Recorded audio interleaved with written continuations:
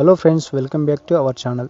తెలంగాణ నిరుద్యోగులకు, ముఖ్యంగా పోలీసు ఉద్యోగాల కోసం ఎంతో కాలంగా ఎదురుచూస్తున్న అభ్యర్థులకు ముఖ్యమంత్రి రేవంత్ రెడ్డి గారు ఒక సూపర్ గుడ్ న్యూస్ చెప్పడం అనేది జరిగింది. రాష్ట్రంలో త్వరలోనే మరో 5,000 పోలీసు ఉద్యోగాల భర్తీకి నోటిఫికేషన్ విడుదల చేయబోతున్నట్లు ప్రకటించడం అనేది జరిగింది.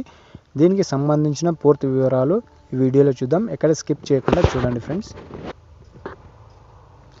బెంగళూరులో జరిగిన ది హిందూ ఐడిల్ 6వ ఎడిషన్ సదస్సులో ఈ రోజున సీఎం రేవంత్ రెడ్డి గారు పాల్గొనడం అనేది జరిగింది.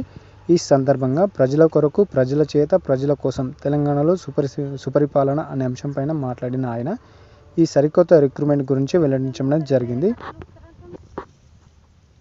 కాంగ్రెస్ ప్రభుత్వం అధికారంలోకి వచ్చిన ఈ 15 నెలల కాలంలోనే ఏకంగా 67,760 ప్రభుత్వ ఉద్యోగాలను భర్తీ చేశామని సీఎం తెలిపారు. దేశంలోనే ఇంత తక్కువ కాలంలో ఈ స్థాయిలో ఉద్యోగ నియామకాలు జరపడం ఇది అత్యధికమని ఆయన పేర్కొనడం జరిగింది. టీజీపీఎస్సీ ప్రక్షాళన గతంలో ఉన్న లోపాలను సరిదిద్దుతూ పబ్లిక్ సర్వీస్ కమిషన్ను పూర్తిగా ప్రక్షాళన చేశామని చెప్పారు. దేశంలోనే అత్యున్నతమైన యూపీఎస్సీ విధానాలను, పారదర్శకతను టీజీపీఎస్సీలో అమలు చేస్తూ ఎలాంటి అవకతవకలు లేకుండా నియామకాలు చేపడతామని స్పష్టం చేశారు.